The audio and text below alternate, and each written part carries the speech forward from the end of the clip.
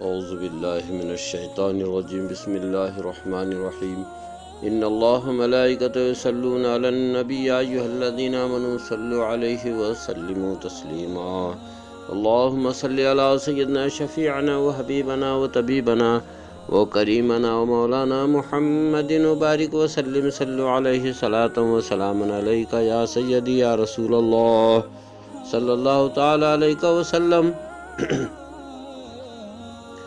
حاضرین، خانقاہ عالیہ خدا نمایاں میں حضور غریب نواز سرکار سے متعلق بیان جاری ہے۔ جب حضرت خواجہ عثمان ہارونی رحمۃ اللہ علیہ نے حضور غریب نواز کو بارگاہ رسالت میں پیش کیا اور کہا یا رسول اللہ، یہ میرا معین ہے اور آپ کا فرزند ہے، آپ اس کو قبول فرمائیں۔ رسول پاک صلی اللہ علیہ وسلم نے سرکار غریب نواز کو قبول فرمایا۔ حضور غریب نواز بارگاہ رسالت میں جارب کشی کر رہے ہیں، رات بھر ذکر و فکر و تسبیح و تحلیل و تمجید و مناجات و تہجد مصروف ہیں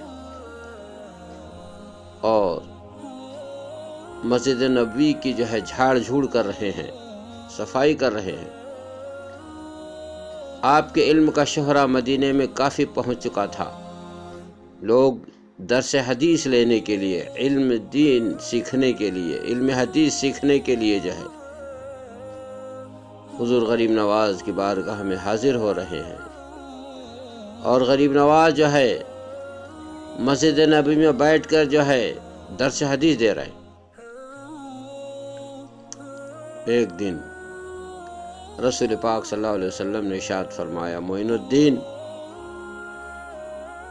تم ہندوستان جاؤ، ہم نے تم کو ہندوستان عطا کر دیا ہے۔ حضور غریب نواز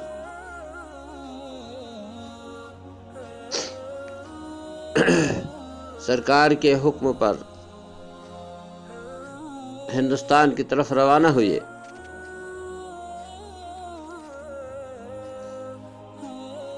اور اپنے پیر و مرشد حضرت خواجہ عثمان ہارونی کی بارگاہ میں حاضری دی۔ حضرت پیر و مرشد نے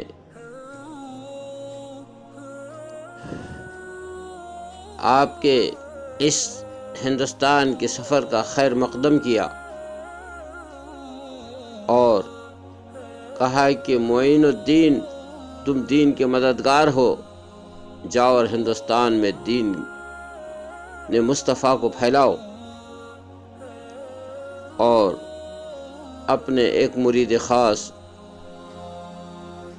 حضرت فخر الدین گردوزی رحمۃ اللہ علیہ کو آپ کی خدمت میں دیا اور کہا کہ یہ معین الدین ہیں، ان کی تم خدمت کرنا اور کسی وقت بھی ان کی خدمت سے غفلت نہیں کرنا۔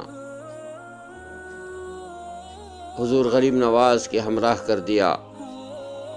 حضور غریب نواز ہندوستان کی طرف روانہ ہوئے، جہاں جہاں سے گزر رہے ہیں وہاں پر دین اسلام کی تبلیغ کر رہے ہیں۔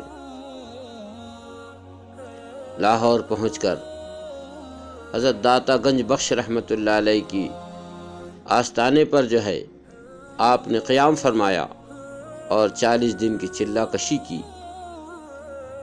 اس میں حضرت داتا گنج بخش رحمۃ اللہ علیہ سے باطنی بہت سے فیوز اور برکات کا حصول ہوا۔ تو آپ نے یعنی حضور غریب نواز نے حضرت داتا گنج بخش رحمۃ اللہ علیہ کے بارے میں ایک شعر کہا، ناقصارا پیر کامل کاملارا رہنما۔ ناقصوں کے لیے داتا گنج بخش رحمۃ اللہ علیہ پیر کامل ہیں، اور جو منزل کمال پر ہیں، جو اولیاء اللہ ہیں، کاملارا رہنما، اور جو اولیاء اللہ ہیں ان کے آپ بہترین رہنما ہیں۔ پھر آپ ہندوستان میں تشریف لائے، سرزمین اجمیر میں آپ کا قیام ہے۔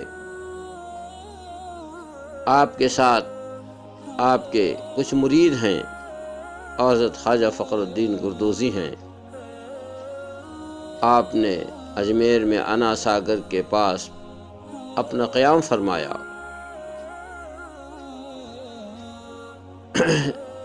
نمازیں ہو رہی ہے، ذکر اور تسبیح اور تحلیل سے جو ہے وہ علاقے کے اندر آٹھوں پہر رحمتوں کا، برکتوں کا نزول ہو رہا ہے۔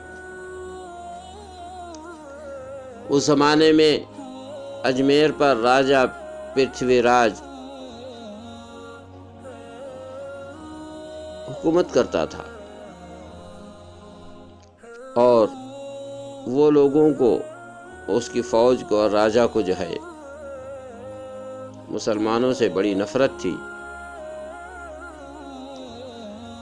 لوگوں نے یہ کہا کہ یہ فقیر آئے ہوئے جو ہیں، یہ آتے ہیں، اس میں وضو کرتے ہیں، اس میں نہاتے ہیں، اس سے جو ہے ہمارا پانی جو ہے ناپاک ہو جاتا ہے، گندا ہو جاتا ہے، ان کو یہاں سے جو ہے یعنی نکال دو۔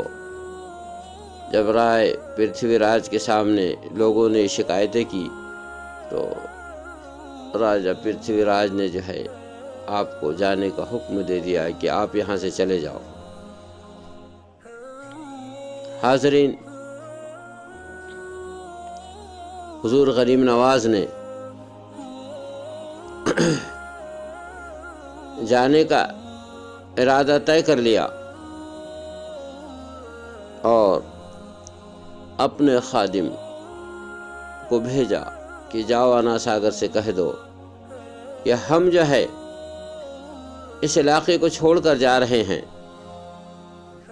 اور تجھے اپنے ساتھ لے جائیں گے۔ اپنا جو ہے پانی کا کوزہ اپنے خادم کے پاس، ایک مرید کے پاس دیا۔ اس مرید نے کہا کہ انا ساگر، غریب نواز یہاں سے جا رہے ہیں اور تجھے اپنے ساتھ لے جانا چاہتے ہیں۔ بس اتنا کہنا ہی تھا کہ وہ پانی سمٹ کر کے جو ہے اس کوزے کے اندر آ گیا، اس لوٹے کے اندر جو وضو کا تھا اس میں آ گیا، اور اس کو لے کر کے جو ہے آپ انا ساگر کے پاس سے روانہ ہوئے۔ جب سپاہیوں نے دیکھا کہ انا ساگر سوکھ چکا ہے، اس میں کوئی پانی کا خطرہ نہیں ہے اور فقیر یہاں سے جا چکے ہیں، تو فوراً راجہ کے پاس پہنچے، اور پہنچنے کے بعد میں کہا کہ انا ساگر کا پانی غائب ہو چکا ہے، ختم ہو چکا ہے، اور وہ فقیر بھی یہاں سے جا چکے ہیں۔ راجہ پرتھوی راج بہت گھبرایا اور اپنے جو ہے سپاہیوں کو دوڑایا کہ جاؤ ان فقیروں کو جہاں بھی ہو تلاش کرو اور ان سے کہو کہ آپ رکو اور آپ مت جاؤ اور آپ واپس آ جاؤ۔ حضرت غریب نواز رحمۃ اللہ علیہ کو جا کر کے سپاہیوں نے جو ہے روک دیا اور حضور غریب نواز کو جو ہے واپس لے کر آئے۔ لانے کے بعد حضور غریب نواز سرکار جو ہے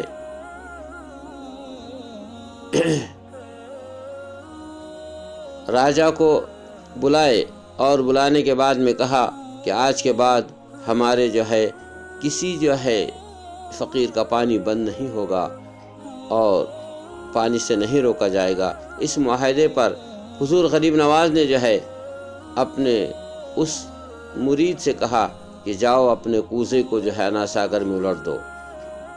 حاضرین، جب انا ساگر میں الٹ دیا گیا تو انا ساگر پورا جو ہے پانی سے لبریز ہو گیا اور ٹھاٹھے مارنے لگا۔ یہ دیکھ کر کے بادشاہ نے، راجہ نے یہ کہا یہ فقیر بہت بڑے بڑے جادوگر ہیں، ان سے ایسا مقابلہ نہیں ہو سکتا ہے۔ اپنے علاقے کے جو جادوگر ہیں ان کے ذریعے سے ان فقیروں کا مقابلہ کیا جائے گا۔ راجہ جو ہے اپنے اس وعدے سے جو ہے مکر گیا، اور اس کے سپاہی حضور غریب نواز کے جو مریدین تھے، جو پانی کے لیے جاتے تھے، وضو کے لیے جاتے تھے، ان کو مارنا پیٹنا، کسی کا ہاتھ توڑ دیا، کسی کا پیر توڑ دیا، کسی کا سر پھوڑ دیا، اس طرح کی حرکتیں انہوں نے شروع کر دی۔ حضور غریب نواز سرکار کو بڑی تکلیف ہوئی، اور حضور غریب نواز سرکار نے ارشاد فرمایا کہ پرتھوی راج، ہم تجھے شہاب الدین کے حوالے کرتے ہیں۔ اور پھر حضور غریب نواز سرکار نے ایک رات کو شہاب الدین محمد غوری جو غزنی میں سو رہا تھا، بشارت میں کہا کہ اے شہاب الدین، یہ سونے کا وقت نہیں ہے، اٹھ اور ہندوستان کی طرف سفر کر، ہندوستان کا تخت اور تاج تیرا انتظار کر رہا ہے۔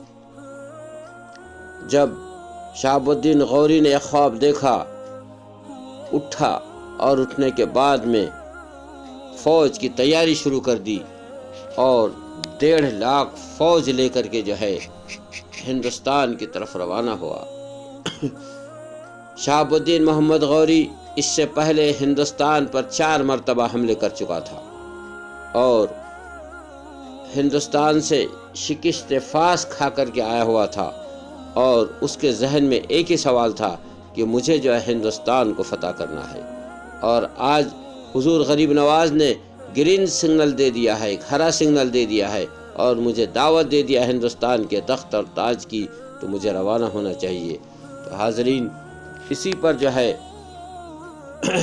شہاب الدین محمد غوری 1.5 لاکھ کی فوج لے کر کے روانہ ہو گیا۔